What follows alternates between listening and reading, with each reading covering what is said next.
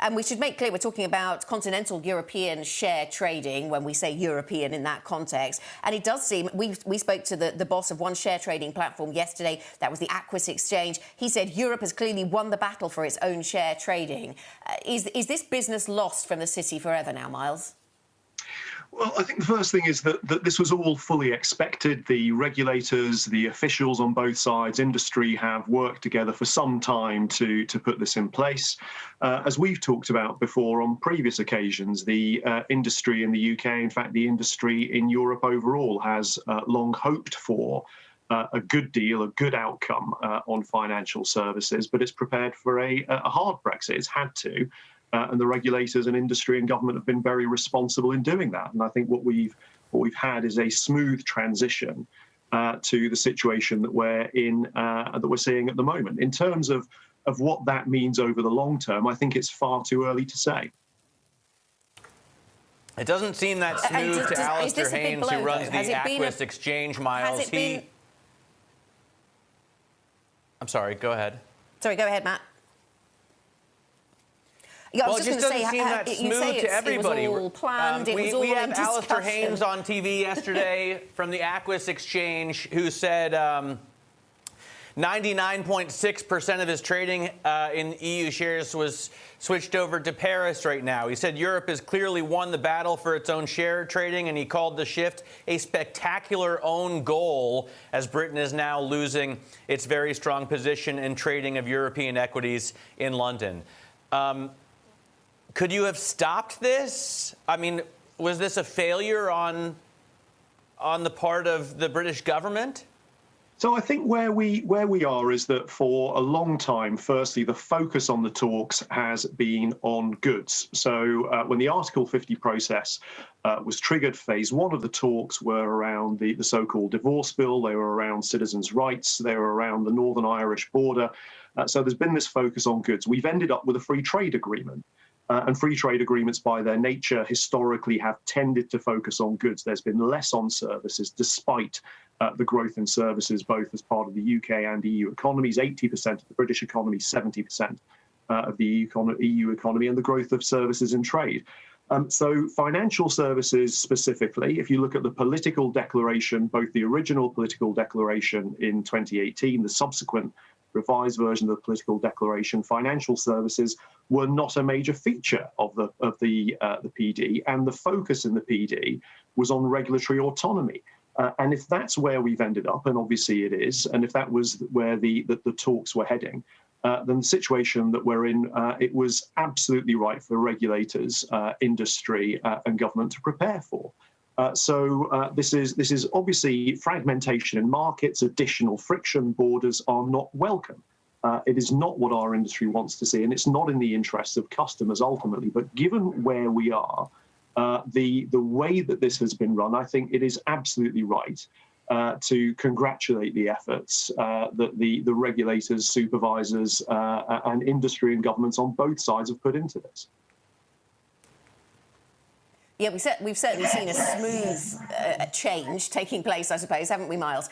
But in terms of where we head here, is equivalence something that you still think would be a benefit, or should we put aside thoughts of equivalence and think of regulatory divergence as bringing opportunity instead? What's the view at the City UK? So we've welcomed the joint declaration on financial services that was announced just before Christmas. It talks about structured regulatory cooperation between the UK and the EU, and that's very welcome. It's something we've been calling for some time. It's important that there's a relationship that is built on trust, that is built on mutual respect, that obviously the regulators on both sides know each other. They built the acquis, the current body of EU regulation together. The UK was a leading voice on that. But as we go forward, we think it's very useful to have a structure to ensure that transparency of decision-making on both sides. I think we need to be really clear what this doesn't appear to be, or certainly at this stage doesn't appear to be, which is a mechanism for managing equivalence on both sides.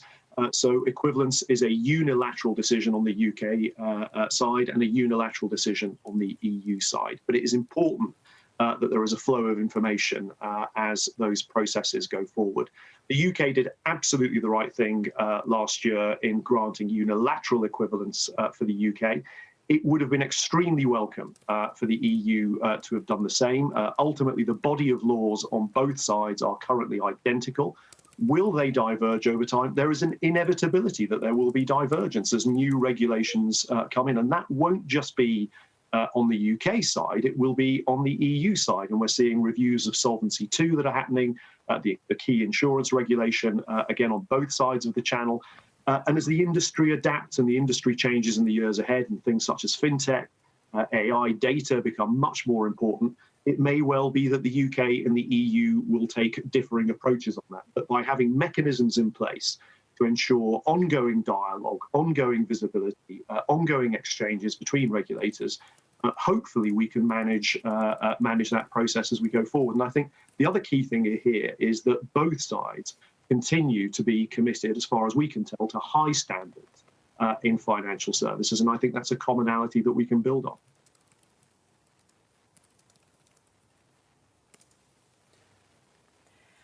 Miles, so you think that's a commonality you can build on, but how do you actually make sure that that memorandum on financial services leads to something rather than just kind words?